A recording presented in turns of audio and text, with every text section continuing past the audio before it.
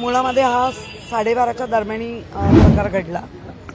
याची माहिती घ्यायला थोडा वेळ आम्हालाही लागला, परंतु आमचे आमदार, आमचे इथले नगरसेवक, या आमच्या सगळ्या नवीन नगरसेवक सगळे साईटवर आले। साईटवर आल्यानंतर त्यांनी चौकशा केल्या, मी माहिती घेतली। मेट्रो 4 लाईनचं काम चालू होतं, जे माझ्या माहितीप्रमाणे 15-16 वर्ष रखडलेलं काम होतं।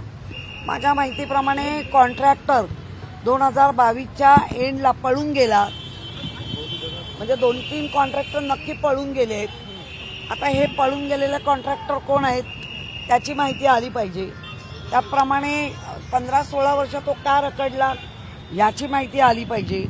ज्या पद्धतीने ज्याला आपण मेट्रोला एकत्रित करण्याचा जो ब्रिज आहे आणि त्याच्यावर त्याला स्लॅब म्हणूया, ती पॅराफिट वॉल म्हणूया, काय जे असेल ते, कारण त्या टेक्निकली वर्ड मला माहिती नाही, पण हादसा घडला एवढा नक्की।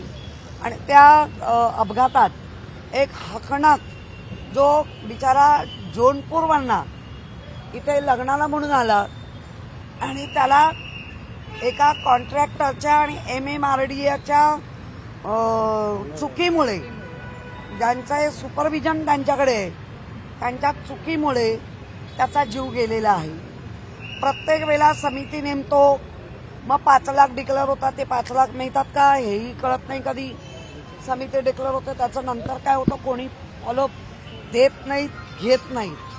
तर मला वाटतं अशा पद्धतीने जो निष्काळजीपणा MMRDAच्या अधिकाऱ्यांनी किंवा जो कोणी कॉन्ट्रॅक्टर आहे याच्यावरती मनुष्यवधाचा गुन्हा दाखल झाला पाहिजे, त्या अधिकाऱ्यांवर पण आणि त्या कॉन्ट्रॅक्टरवर पण। आणि त्या मनुष्यवधाचा गुन्हा दाखल करून जी व्यक्ती आता मृत्युमुखी पावली आहे तिच्या घराची पूर्ण, तिच्या कुटुंबाची, आणि 2 व्यक्ती अजूनही सिरियस आहेत, ह्या तिघांच्याही कुटुंबातली माहिती उद्याच्या उद्या या MMRDAने किंवा राज्य सरकारने डिक्लेअर करावी। आणि त्यांच्या कुटुंबातल्या ज्यांचा मृत्यू पावलाय, भले ते जौनपूरला असतील, पण राज्य सरकारच्या आणि त्या कॉन्ट्रॅक्टरच्या निष्काळजीपणामध्ये घडलं, हे सगळं घडलंय, तर त्याला राज्य सरकारच्या सेवेत सामावून घ्यावं। कारण जेव्हा एखादा कुटुंबातला, ते तर सरपंच होते, सरपंच असतील तर तो कुटुंबाचा केवढा मोठा आधार होता, तो एका गावाचा आधार होता, असा आधारवड निघून गेलाय। 2 जण आजही सिरियस आहे असं मला कळतंय। या तिघांचाही सरकार म्हणून, संवेदनशील सरकार आहे असं म्हणून चालणार नाही, की संवेदनपणा कृतीतून दिसू दे, त्यांना तुमच्या राज्य सरकारच्या सेवेत सामावून घ्या। आणि मृत्यूची किंमत 5 लाख, आपण 2022 पासून जे ऐकतोय घोडेबाजार, तो जर खासदार आमदाराला एवढा मोठा घोडेबाजार असेल असं आम्ही ऐकतोय त्या ऐकिवात बातमींवर। कारण एका आमदारांनी स्टेजवरून सांगितलं होतं की बघा आम्हाला एवढ्याची ऑफर आली आणि आम्ही नाकारली आहे, आणि आम्हाला आता 100 करोडची जरी ऑफर आली तरी मी तयार होणार नाही। म्हणजे हा आकडा तिथपर्यंत पोहोचलाय। आणि जर करोडचे आकडे या घोडेबाजारात असतील तर लाखांनी मेलेल्या माणसाचं तुम्ही असं काय करताय? त्यामुळे त्या माणसाला कायम स्वरूपी त्याच्या कुटुंबातल्या एका व्यक्तीला राज्य सरकारने सेवेत सामावून घ्यावं।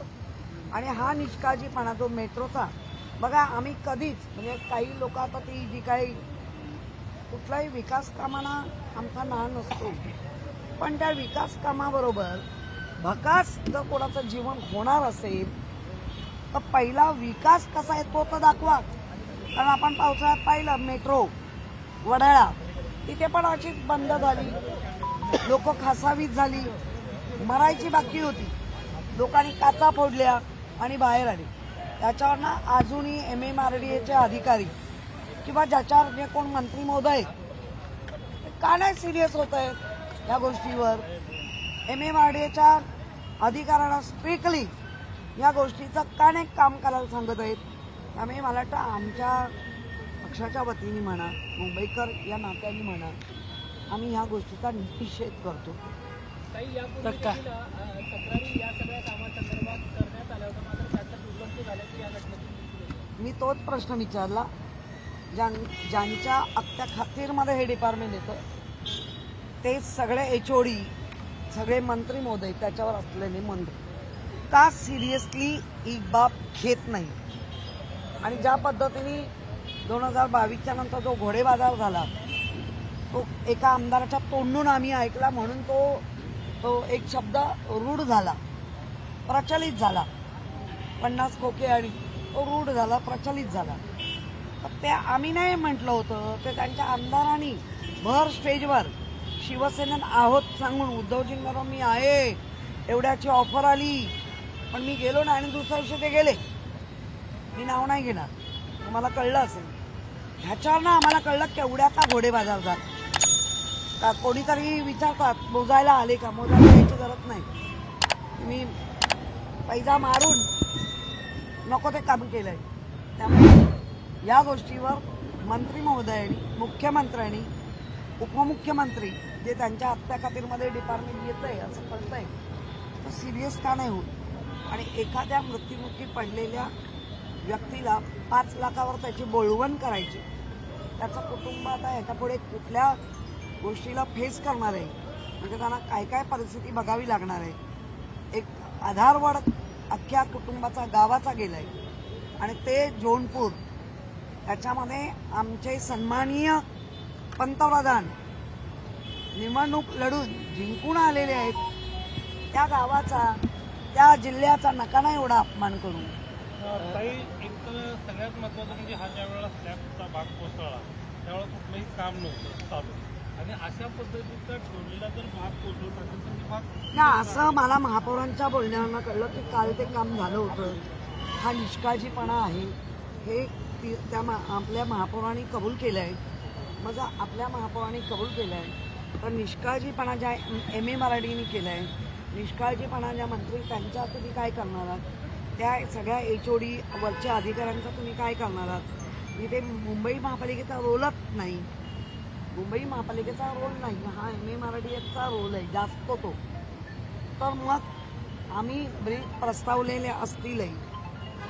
14 वर्ष रखडला, त्याची कारणं लोकांना त्यांनी दिली पाहिजे. इथे स्थानिक लोक विचारत आहेत, कारण स्थानिक लेवलला जास्त प्रश्न असतात. काही काँग्रेसच्या कोणाच्याच त्याच्यावरती गांभीर्याने घेतच नाही हे दिसतंय. काँग्रेसचे प्रदेशाध्यक्ष हर्षवर्धन सगबाळ एक वादग्रस्त विधान केलं आहे. खरं तर त्यांनी असं म्हटलं टिपू सुलतानची तुलना आहे छत्रपती शिवाजी महाराजांशी केल्या आहे. कशा पद्धतीने एकंदरीत पाहता. मी तुम्हाला सांगू का, हा आज मृत्युमुखी पडलेल्या लोकांना आपण पाहायला आलंय. आणि मी मागच्या वादग्रस्त हे जे सगळं चाललंय तेव्हा मी महापौर पण होती. मुळामध्ये गडे मुडदे ज्याला म्हणतो ना इतिहास, तो होऊन गेलाय. आता पहिलं वर्तमान बोला, मुंबईकरांचं जे चाललंय, महाराष्ट्रात चाललंय, वर्तमान बोला, देशात काय चाललंय. कान बधीर व्हायची वेळ आली. लोक मनमंत त्या बातम्या ऐकून खऱ्या खोट्या, त्यानंतर खोटे खोटे आरोप करण्यामध्ये तुम्ही माहीर. त्याच्यामध्ये काय काय भोगायला लागतं ते आम्हालाही, मला विचारा. त्यामुळे मला असं वाटतं ह्या नको त्या इतिहासावर जो रचला गेलाय, मग तो चांगला की वाईट, त्याच्यावर आत्ता का बोलावं. छत्रपती शिवाजी महाराज ह्यांची तुलना कोणाबरोबर होऊ शकत नाही, कोणाबरोबरच. मग ते ज्याला म्हणतात नाही ना, आपण त्यांचं नाव पण नको घेऊया, क्रूर कर्मा वगैरे जे काय तुम्ही इतिहास म्हटलाय ते आम्ही नाही, म्हणजे आम्ही वाचलाय. त्यामुळे मला त्या गोष्टीवर बोलायचंच नाही. पण मी परत सांगेन, कोणी असू दे, कोणी, छत्रपती शिवाजी महाराजांची बरोबरी कोणाबरोबरच करू नका, हे निषेधार्थ है. आज घटना घटी है, आप स्पॉट पे पहुंची हैं, इस तरीके की घटना लगातार घट रही है. इससे पहले हमने देखा कि वडाला में किस तरीके से ट्रेन अटक गई थी, काफी लोगों को नुकसान झेलना पड़ा था. बताएं. मैंने मराठी में वही कहा है कि जो हमारे माननीय महापौर है उन्होंने भी कहा है कि ये गलत है। ये जिसको हम कहते हैं कि ध्यान ही नहीं देने का, जान जाए चले जाए, हमें कुछ फर्क नहीं गिरता है। मुझे लगता है इसके ऊपर हमने तो निषेध तो व्यक्त किया है, लेकिन 2022 से लेके आज तक तो महाराष्ट्र में घोड़े बाजार हो रहा है और उनके ही एमएलए ने भर सभा में कहा था कि 50 करोड़ की ऑफर है, मतलब 100 करोड़ की है, इसीलिए 50 करोड़ ये प्रचलित हुआ। किसी को पता नहीं था।